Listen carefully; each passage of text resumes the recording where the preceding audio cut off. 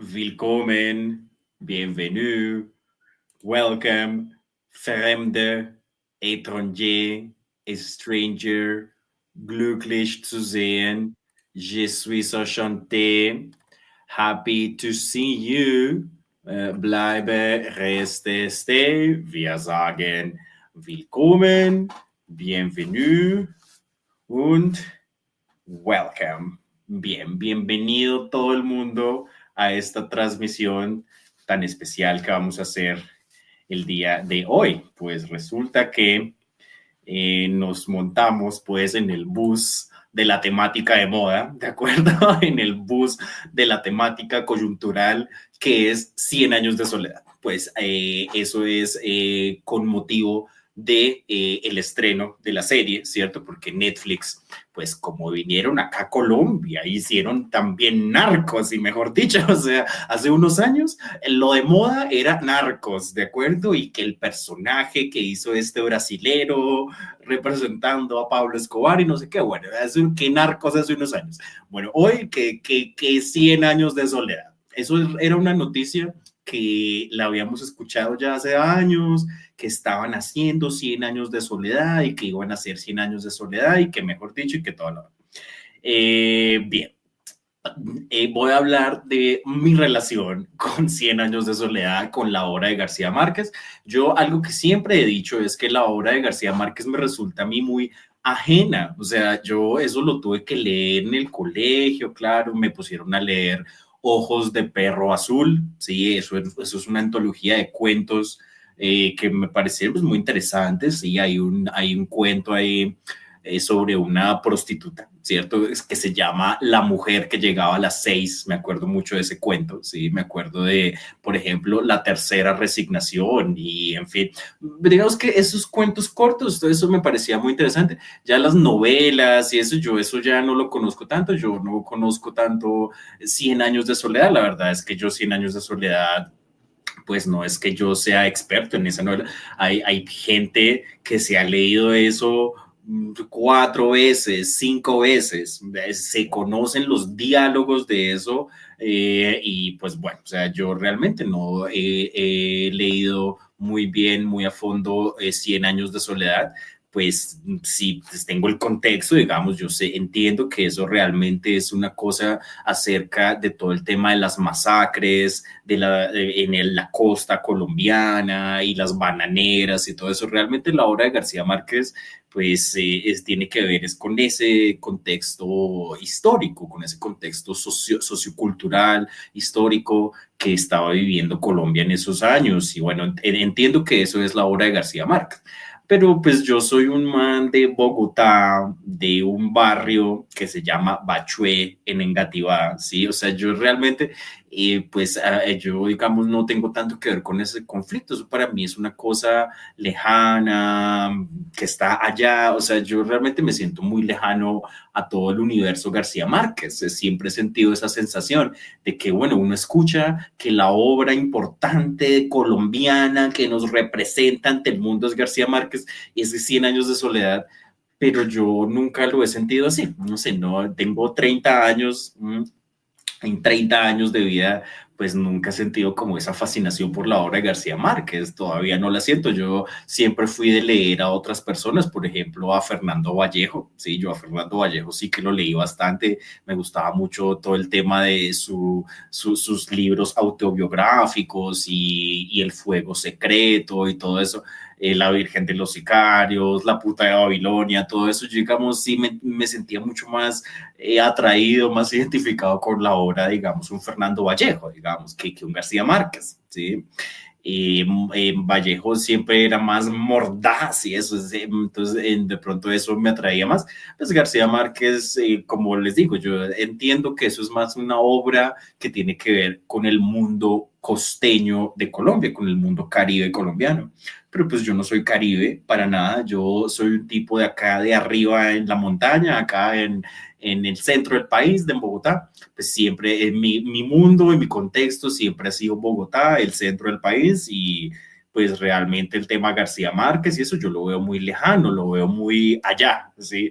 Sin embargo, pues pues son cosas que tienen que ver con mi historia nacional, ¿cierto? Es la historia del país, la historia de todo, pues uno debería conocer eso, ¿no? Así, no, así uno no sienta una gran identificación con el tema, pues sí debería uno conocer esas obras, por lo menos leerse Cien años de soledad, y otras obras de García Márquez, entender un poco eso. Hubo muchas polémicas, ¿no? No solamente con el tema de la serie, ¿cierto? Hace unos meses hubo una polémica con el tema de este libro, En agosto nos vemos, ¿sí? Que todo el mundo físicamente tiene el billete para ir a comprar ese libro, pero realmente esa obra no dice mayor cosa, ¿sí? O sea, una compañera de trabajo se compró ese libro, ella lo leyó y me dijo, no, Marcel, sabe que a mí no me gustó eso.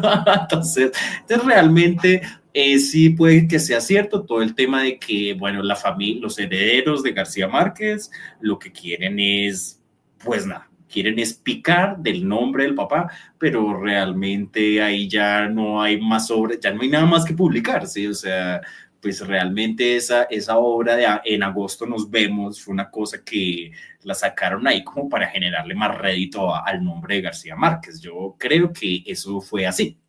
Yo ese libro tampoco me lo leí, exacto, no soy así muy adepto, muy lector de García Márquez, no para nada, pero eso es lo que he escuchado, que ese libro está más bien maluquito, el de En agosto nos vemos.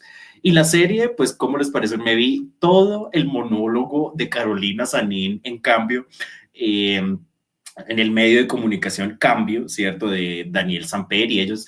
Entonces, bueno, como siempre, pues Carolina Sanín siendo Carolina Sanín, digamos, porque entonces ella ahí dice que esa serie que hizo Netflix está una basura y que eso es una porquería y que no vale la pena ni verla. O sea, de por sí a mí las cosas que hace Netflix no me interesa verlas, ¿sí? O sea, de por sí Netflix a mí no me interesa. Mi familia por ahí paga cuenta de Netflix, a veces me la prestan, pero yo no sé, no voy a ver cuál es la última serie que voy a ir a comentar, la última serie que me vi con mis compañeros de trabajo y mis amigos. O sea, realmente a mí no me importa, a mí no me importa lo coyuntural, lo de moda, y pues eso me tiene un poco sin cuidado, digamos. Así que bueno, esta transmisión que estamos haciendo pues no es para hablarles de la serie y no es para hablarles de la obra de García Márquez, porque pues yo, como les digo, yo no es que sea un gran conocedor de toda esa obra, realmente no. Realmente no es que yo conozca mucho la obra de García Márquez, pero entonces resulta que esto es un canal que se llama como Taraductología, mijiticos. Entonces resulta que esta obra de García Márquez fue famosamente traducida a otras lenguas. ¿Sí? Entonces, eso sí que me interesa a mí, eso sí que me parece a mí muy interesante, todo el tema de los contactos culturales entre lenguas, ¿sí? Los contactos entre culturas que hablan diferentes idiomas. Por ejemplo, nuestro mundo caribeño, nuestro mundo caribe, en García Márquez, en Cien años de soledad, encontrándose con el mundo alemán, digamos, encontrándose con la cultura alemana, ¿sí?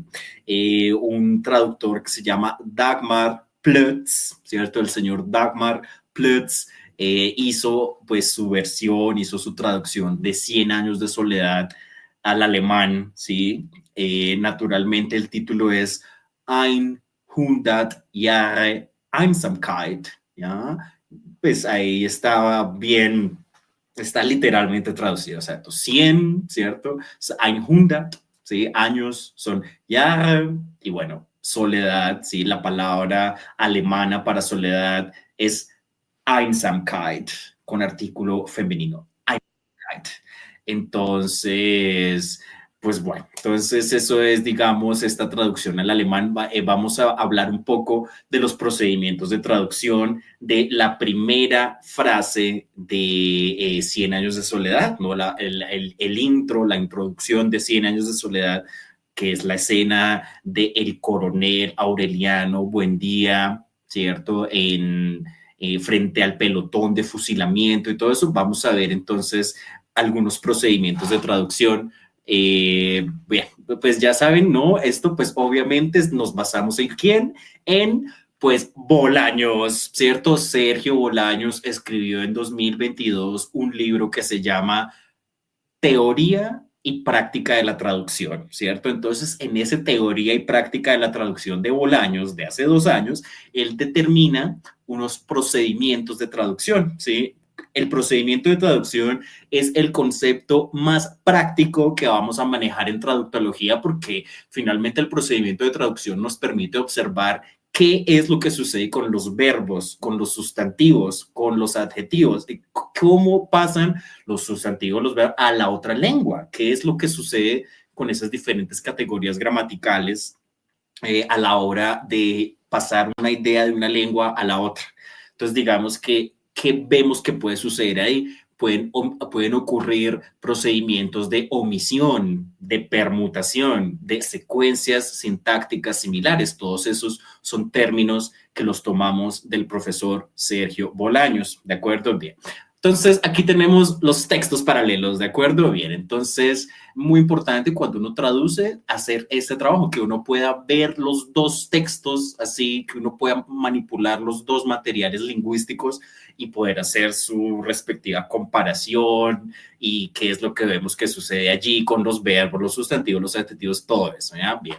Entonces, pues, el inmortal, ¿sí? El inmortal comienzo de 100 años de soledad dice así: muchos años después, frente al pelotón de fusilamiento, el coronel Aureliano Buendía habría de recordar aquella tarde remota en que su padre lo llevó a conocer el hielo. Bien. Entonces ese es pues el comienzo de 100 años de soledad, ¿cierto? Cuando Aureliano Buendía recuerda la tarde remota en la que su padre lo lleva a conocer el hielo, en fin. Bien, entonces eso en alemán, en la traducción de Dagmar Plötz, ¿cierto? Leemos: viele Jahre später, vor dem Erschießungskommando, sollte Oberst Aureliano Buendía sich an jenen fernen Nachmittag erinnern, als sein Vater ihn mitnahm, das Eis kennenzulernen.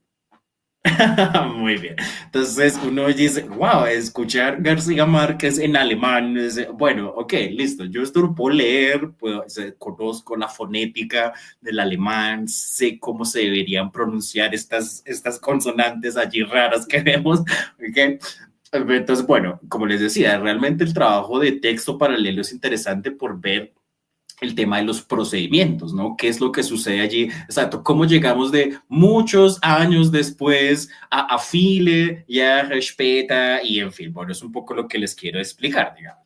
Entonces, el primer procedimiento de traducción que vamos a ver es una secuencia sintáctica similar, ¿sí? Eso se viene pareciendo a una traducción literal, digamos, lo que uno dice traducción literal, o sea, lo mismo, o sea, la misma estructura, las mismas palabras, el mismo orden, ¿sí?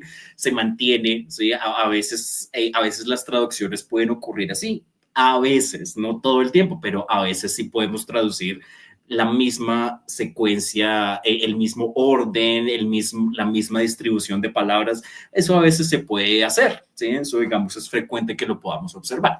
Como acá, por ejemplo, ¿no? Veo muchos años después, ¿ya? Pues eso está literalmente, eso está uno a uno con alemán, ¿sí? Viele, ¿ya? Viele, ¿ya? Es el cuantificador, ¿cierto? Que quiere decir muchos, varios, ¿sí? Muchos. Bueno, Jahre, pues son años, ¿cierto? Similar a la palabra inglesa year, ¿ok? Son Jahre, ¿ya? Son años, ¿sí? Y später es un adverbio de tiempo que quiere decir eso, después, más tarde. Digamos, uno se despide de alguien en alemán diciéndole bis später, ¿ok? Bis später, que es como eso, hasta luego, nos vemos después, ¿sí? Bis später. Entonces, bueno, eso está uno a uno, muchos años después, viele Jahre später, ¿ya? Eso, según Sergio Bolaños, a eso le podemos decir secuencia sintáctica similar, ¿sí? Allí se mantuvo el mismo orden, la misma secuencia en los elementos, digamos, en esta primera frase, en este primer enunciado, digamos.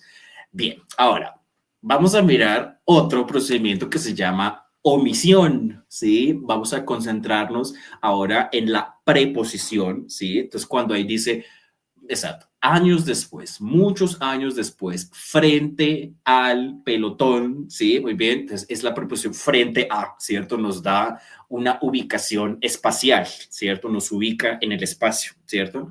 Bien, entonces el equivalente a la preposición frente, si frente a, algo está al frente de algo, diríamos en alemán la preposición vor, ¿ya? Ahí la tenemos subrayada, ¿cierto?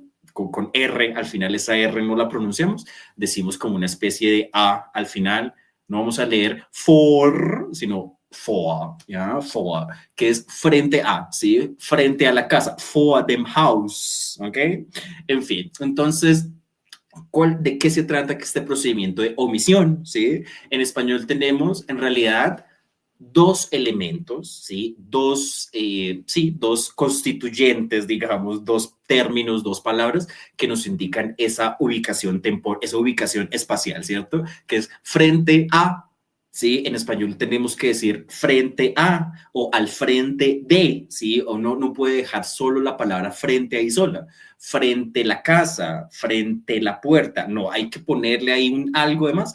Toca decir frente a la puerta, frente a la casa, ¿sí? Frente al pelotón, ¿sí? No podemos decir solo frente, digamos, o hay que tener esos dos términos, ¿sí? Frente a, ¿ya? En alemán no necesitamos esos dos términos, eso se puede expresar solo con la palabra vor, como decíamos, solamente la preposición vor ya nos indica esa misma idea, frente a algo, al frente de algo, ¿sí? Entonces ahí hablaríamos de una relación 2 a 1, ¿sí? Pues digamos, a veces a traducir cosas es eso, dos términos en una lengua se expresan con uno en la otra, ¿ya? Como en este caso vemos, dice, frente a, viene siendo en alemán, vor, ¿ya? Entonces eso, ahí omitimos uno de los términos originales y nos quedamos solo con uno. Entonces a eso Bolaños le va a llamar omisión, ¿sí? Vamos a pensar que allí estamos omitiendo uno de los constituyentes del texto original, ¿sí? Y pues bueno, exacto, se hace pues digamos, si lo hacemos a una lengua como el alemán, vemos como el alemán solo necesita del término vor, ¿sí? De la preposición vor, que ya nos da esa idea de al frente a algo, ¿sí? Ante algo, pues. Entonces, eso sería un procedimiento de omisión, ¿sí? Bien. Vamos ahora a ver dos procedimientos de permutación, ¿sí? Hemos dicho que, pues, realmente el asunto de traducir de español a alemán o de alemán a español, ¿sí? O cualquiera de las dos direcciones, es un tema del orden, es un tema de la sintaxis, es un tema con permutar los elementos, intercambiarlos de lugar, ¿sí?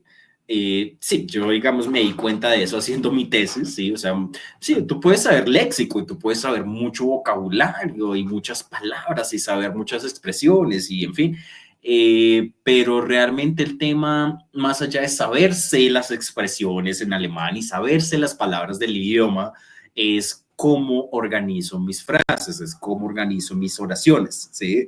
Y en ese cómo organizar las oraciones vamos a ver que el orden cambia bastante, o sea, el orden de los constituyentes, el orden de los elementos de las oraciones, eso cambia considerablemente del español al alemán y al revés, o sea, eso realmente es un orden distinto, ¿sí? Se concibe el orden en la oración, el orden sintáctico cambia, ¿sí? Entonces, bueno, aquí el primer ejemplo que vamos a ver es el tema del pelotón de fusilamiento. Exactamente. Concentrémonos en los términos pelotón de fusilamiento y en alemán dice Erschießungskommando. ¿Ok? Erschießungskommando. Bien, entonces digamos que si uno es hispanohablante, si uno habla español o alguna lengua que venga del latín, pues uno podría entender, bueno, un comando, ¿sí? Un comando, exacto, un grupo de soldados, ¿sí? Se podría entender, pues en alemán tenemos entonces el término comando, ¿sí? Ahí lo vemos, ¿bien? Entonces, ese término comando se refiere entonces al pelotón, ¿ok? Y bien, entonces vemos también el término Erschießung, ¿okay? Erschießung, que es naturalmente del verbo schießen, ¿okay? Schießen, que es disparar, ¿cierto? Y del verbo, de la acción schießen, derivamos el sustantivo Erschießung, ¿ok? Bien, entonces, Erschießung sería entonces el término correspondiente para fusilamiento, ¿sí? Para, sí, lo que se dice, pues, hinrichten, ¿no? Que es ejecutar, ¿no? El ejecutamiento, pues, la ejecución, digamos, ¿no? Eso es Erschießung. Ahora, ¿qué es lo que observamos? Vemos que en español dice pelotón de fusilamiento, o sea, el término pelotón aparece primero, ¿sí? Después aparece el término fusilamiento, ¿sí? Ese es el orden que vemos en español. Pelotón de fusilamiento. Primero pelotón, después fusilamiento. En alemán es al revés. En alemán aparece primero el término fusilamiento, que dijimos que era Erschießung, y después aparece el término correspondiente a pelotón, que como dijimos es la palabra comando. ¿Sí? Un término que viene completamente del latín, ¿sí? Porque uno en español entendería también la palabra comando, un grupo de soldados, ¿sí? Un pelotón. Entonces, ahí está, es esa permutación, un movimiento, digamos, como en X, ¿sí? Donde el primer término, donde hay dos posiciones, posición 1, posición 2, ¿cierto? El término de la posición 1 en español aparece en la posición 2 en alemán y el término de la posición 2 en español aparece en la posición 1, ¿sí? Es un movimiento en X. Es lo mismo que pasa en inglés con los sustantivos y los adjetivos. ¿Usted cómo dice cabello negro? Pues black hair, o es lo mismo, exacto. Usted tiene cabello negro, ¿cierto? En inglés usted no diría hair black, no, se tiene que hacer al revés, tiene que poner primero el adjetivo y después el sustantivo, ¿sí? A eso Bolaños muy técnicamente le va a decir permutación, ¿sí? La profesora Amparo Hurtado diría también transposición, digamos, pero es no transposición, perdón. No. La profesora Amparo Hurtado diría modulación estructural. Exacto. La profesora Amparo Hurtado diría modulación. Estamos modulando la estructura, estamos cambiando la sintaxis, ¿sí? Entonces, bueno, esos movimientos en X, esos cambios de elementos son muy frecuentes cuando pensamos de español a alemán o de alemán a español. Sí, es muy frecuente que uno tenga que cambiar el orden de los elementos de los que estamos allí hablando, digamos. Bien, y por último, vamos a otro ejemplo de permutación. Este sí es que es, digamos, muy claro como es este tema sintáctico con las frases alemanas porque bueno, entonces ahí vamos a fijarnos en el verbo, en la acción, ¿cierto? Donde dice que él había de recordar, ¿cierto? Donde él habría de recordar, Entonces vemos todos los elementos allí juntos en español. Dice, había de recordar, está todo ahí junto, ¿sí? Había de recordar. Ahora observemos en alemán, ¿sí? Vemos 3 puntos donde digamos, se distribuye ese verbo, ¿sí? Y pues eso para nada es la misma estructura que tenemos en español, ¿sí?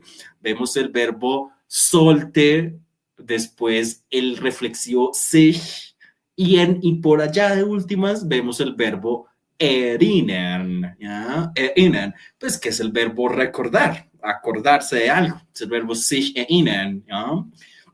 Entonces, como decíamos, en español vemos que todo ocurre acá juntico, ¿sí? Dice, había de recordar, ta. En alemán no, en alemán vemos acá el verbo sollte, el verbo sich, un elemento que hace parte del verbo sich, que es el reflexivo, y erinnern, por allá al final el verbo, ¿ya? Por allá al final de la frase, acá antes de esta coma. Entonces, eso, digamos, es muy distinto en la forma en la que debemos formular nuestras frases, nuestras ideas. ¿Sí? Como les decía, yo me di cuenta de eso haciendo mi tesis, haciendo mi monografía para graduarme, que sí, usted puede saber alemán, claro, sí, usted puede saber 1000 palabras y usted puede saber muy bien el léxico, pero realmente cuando queremos aprender una lengua como el alemán, ¿sí? Ahí lo que tenemos que aprender es cuál es el orden de las frases, ¿sí? Ellos cómo construyen sus oraciones, ¿sí? En dónde pongo el verbo, por ejemplo, recordar, digamos, o sea, veo que está aquí el verbo recordar antes de la información, aquella tarde remota, ta, ta, ta. Entonces, eso en realidad aparece después, ¿sí? El verbo recordar aparece después de esa información de la tarde remota y no sé qué. Bien, ahí cambia eso porque hay un verbo modal en alemán, en este caso el verbo sollen. Entonces ese verbo sollen me indica a mí que tengo que poner el otro verbo, la otra acción, hay que ponerla al final, y tras del hecho el verbo recordar es reflexivo en alemán, es como si ellos estuvieran diciendo recordarse, ¿sí? Yo me recuerdo, tú te recuerdas, él se recuerda, pero en español nosotros no decimos así, en alemán sí, ellos sí dicen yo me recuerdo, tú te recuerdas, él se recuerda. Entonces, tras del hecho, la calidad del verbo, el aspecto del verbo también cambia, ¿sí? Porque en español no es reflexivo, pero en alemán sí es reflexivo. Entonces, ¿dónde pongo ese reflexivo, digamos? Vemos que se pone acá después del nombre de Aureliano, ¿cierto? El Oberst, pues el coronel, ¿cierto? El Oberst, Aureliano, buen día. Sí, ahí aparece ese reflexivo de recordarse, yo me recuerdo, tú te recuerdas, en fin, bueno, en alemán hay que usar ese verbo con un aspecto reflexivo, ellos utilizan ese verbo así. Entonces, observemos que se distribuye, se difumina el verbo en la perífrasis, había de recordar, ¿cierto? Toda juntica, toda acá derecho en el español, y en alemán vemos que dice sollte Oberst Aureliano buen día sich an jenem fernen Nachmittag erinnern. ¿Ya? O sea, realmente ahí no se puede mantener esa misma secuencia sintáctica, ¿sí? Entonces el cambio de elementos es muy claro, es muy, sí, es una cosa muy frecuente cuando hablamos de comparar texto en español y texto en alemán, ¿sí? Entonces, pues bueno, ya esto es como lo último que tenía para presentarles. Bien, ya terminando el año, sí, terminando ya las últimas actividades que vamos a hacer en este 2024. Y pues nada, muy contento de haber hecho esto, muy interesante porque Bolaños, sí, uno de los puntos importantes en el trabajo de Bolaños es toda esta análisis que él hizo de 100 años de soledad. Tengo entendido que Sergio Bolaños ha escrito mucho sobre las traducciones de 100 años de soledad, no solamente al alemán, sino también al inglés, al ruso, al árabe. O sea, pero es que Bolaños es un tipo que ustedes no se imaginan, de verdad. Yo admiro mucho a Bolaños, es una de las superestrellas de mi programa, una de las superestrellas de mi podcast es definitivamente el profesor Sergio Bolaños, y es una inspiración realmente todo el trabajo de él. Y a mí me gustaría seguir eso, también escribir sobre literatura comparada y traducciones de obras colombianas al alemán, ¿sí? O al francés. Imagínense que había también una traducción de que iba la música al francés, ¿sí? Que la hizo un señor que se llamaba Bernard Cohen. Entonces el señor Cohen hablaba de cómo él tuvo pues ciertos problemas para traducir muchas cosas muy regionales y de que iba la música. Por ejemplo, hay una escena en la que María del Carmen está como hablando de las frutas, ¿sí? Que hay en el Valle del Cauca. Entonces, es una lista de todas las frutas, toda la variedad de frutas que hay en esa región del país. Entonces, Bernard Cohen hablaba de cómo traducir eso, digamos, cómo traducir esos términos al francés, digamos, ¿no? Entonces, bueno, eso es interesante, todo el tema de la literatura colombiana que se traduce a otros idiomas, ¿sí? Entonces, bueno, aquí hemos visto pues algunos procedimientos de traducción, muy cortico, una cosa muy rápida, pues porque ya, pues esto es solamente el inicio de 100 años de soledad. Entonces, pues bueno, yo creo que algo que me pondré de tarea, ojalá lo pueda lograr, es acercarme más a la obra de García Márquez e intentar entender cosas de mi mismo mundo interior. Finalmente la literatura es eso, es un encuentro con tu mundo interior, y la buena literatura pues no tiene que siempre estar vinculada a un contexto específico y a unos procesos históricos específicos de cierta cultura. No, lo que es buena literatura es buena literatura atemporalmente, o sea, eso es atemporal en esta época y en todas las épocas y en este idioma y en todos los idiomas y en todas las culturas. Y realmente el tema de la literatura, o sea, un buen literato, un buen artista tiene ciertas pretensiones de universal, de universalidad, ¿cierto? Entonces, pues bueno, puede que yo sienta muy lejana la obra de García Márquez, como que siento que no me dice muchas cosas a mí personalmente, pero siento que es porque no he encontrado como el qué, digamos.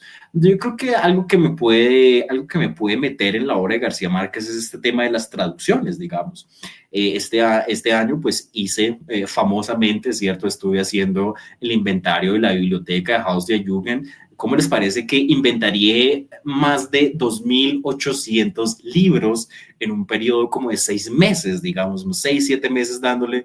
Se inventariaron 2.800 libros, que me parece increíble todo ese trabajo y lo que queda, ¿no? Porque el otro año toca seguir clasificando esos libros, etiquetarlos, ¿ok? Y ahí sí, pues eso es lo que va a dar la forma final de la biblioteca, digamos. Bien, entonces en ese inventario que hice, encontré traducciones de García Márquez ahí en la biblioteca. Hay traducciones, exacto, tienen el 100 años de soledad, sí, lo tienen ahí en Haus der Jugend, tienen 100 Jahre Einsamkeit, me parece que es también la versión de Plötz, de Dagmar Plötz, me parece que es la misma versión. Tienen también El coronel no tiene quien describa, tienen Del amor y otros demonios, y tienen ahí otro también, no me acuerdo, pero tienen ahí 4 textos, tienen 4 títulos de García Márquez traducidos al alemán, ¿sí? Entonces, eso a mí me parecería interesante, sentarme a leer, pues yo que puedo leer alemán y puedo entenderlo, y ya pues llevo 11 años pues, de formación, ¿sí? De formación profesional, digamos, ya con el idioma alemán, entonces puedo entender bastantes cosas y bastante léxico. Podría explicarles a ustedes y cómo fue que ocurrieron las traducciones, qué es lo que vemos que ocurre. Y eso se puede explicar pues con este tema de los procedimientos de traducción de Bolaños y todo eso. Entonces, pues no, muy interesante eso, pues de pronto me lo pondría de tarea el otro año, sí, acercarme más a la obra de García Márquez y con motivo de todo el tema de la serie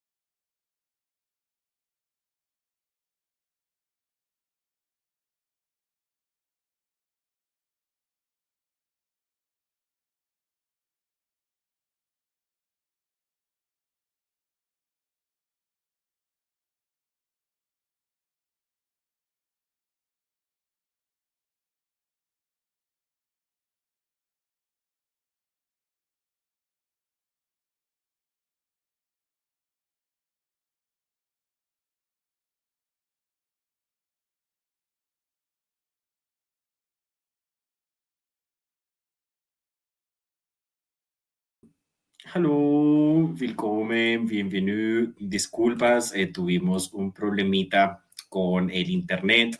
Bien, pero estamos acá, ¿no? Estábamos pues simplemente diciendo que este año que viene nos gustaría leer más a García Márquez porque yo no soy muy conocedor de la obra de García Márquez y realmente, o sea, que días estuve hablando con un amigo, sí, con Jimmy, y él me dijo que él se ha leído eso como 4 veces, ¿ok? Entonces yo, o sea, yo eso sí no lo he hecho, pero es algo que uno debería hacerlo por el hecho de que, bueno, son nuestras obras, es nuestra literatura, son temas que nos conciernen a todos en el país y realmente es una cosa que habla de toda la historia de Colombia, ¿sí? Todo el tema de la fundación de los pueblos y el tema del oro y el color amarillo y todo eso. Es un tema que tiene que ver con nosotros, ¿no? Con el tema de que nosotros éramos la América a la cual querían venir los europeos a encontrar oro y no sé qué. Eso es el mismo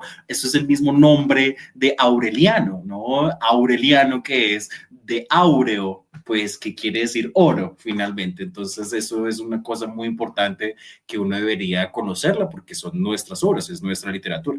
Bien, aquí nos llegó un mensaje de, efectivamente, de Jimmy, ¿sí? En su canal de El Palabrero, vamos a leerlo. Nos dice, excelente espacio para aprender sobre la traducción de esta obra icónica. Bien, si alguien está interesado en aprender más sobre las traducciones de esto, pueden buscar papers de Sergio Bolaños, ¿sí? Pueden buscar la literatura de Sergio Bolaños acerca de las traducciones de Cien años de soledad, porque como les digo, es que ese Bolaños es muy teso, o sea, ese Bolaños se puso a analizar esto y no solamente el comienzo, sino toda, o sea, ese más se puso a leer toda la obra completa en inglés, en francés, en ruso, en árabe, ¿de acuerdo? Entonces Bolaños nos habla bastante de cómo llegaron las traducciones de Cien años de soledad a los otros idiomas. Entonces me acuerdo mucho en una clase, Bolaños decía que, por ejemplo, al árabe, ¿sí?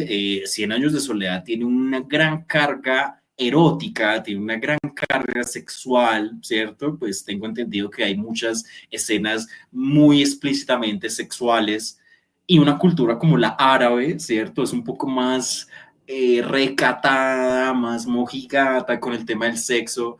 Entonces Bolaños contaba que muchas de esas cosas, muchas de esas escenas eh, eh, sexuales y todo el tema, se omitían, o sea, eran dejadas a un lado en la traducción en el árabe, digamos, por la misma recepción de la cultura árabe de ese tipo de escenas y literatura, dice que muchas de esas escenas de sexualidad se dejan a un lado, digamos. Bien, otro comentario que nos hizo el palabrero, que nos hizo Jimmy, es ese comienzo es muy áspero, es un adelanto en el tiempo de la narración, jugar con los planos temporales, técnicas propias de la novelística moderna del siglo XX. Sí, sí, efectivamente es un tema con la linealidad, ¿cierto? Eso es, digamos, también muy similar a lo que es Rayuela, ¿cierto? Que eso es, digamos, una cosa que no tiene digamos, una continuidad temporal, ¿sí? Sino que uno lo puede leer en diferentes órdenes y etcétera. Efectivamente, una cosa de lo que es la literatura del siglo XX, ¿sí? De las novelas modernas del siglo XX. Entonces, pues bueno, eso era lo que quería presentarles el día de hoy. Vamos a ver si nos vemos la serie, si hacemos algún comentario sobre qué nos parece. Y como les digo, pues voy a ponerme esa tarea para el próximo año de acercarme más a la obra de García Márquez desde la perspectiva de la traducción, desde la perspectiva de los procedimientos de traducción, de cómo se traducen estas obras de García Márquez a las otras lenguas. Como les decía, pues la biblioteca de Haus der Jugend, por lo menos allá tienen varios títulos de García Márquez en alemán, y uno se podría sentar a leer eso y a analizarlo y a mirar a ver qué fue lo que hicieron allí los traductores y comentar, y bueno, yo ahí uno podría hacer un trabajo universitario, uno podría hacer con eso. Bien, entonces ya vamos terminando esta transmisión con nuestro problemita de internet y todo, pero bueno, lo logramos, estamos acá muy felices, estrenando camisa. Entonces, bueno, les agradecemos a todos los que se conectaron a esta transmisión tan especial donde estuvimos hablando de 100 años de soledad de García Márquez, de los procedimientos de traducción al alemán.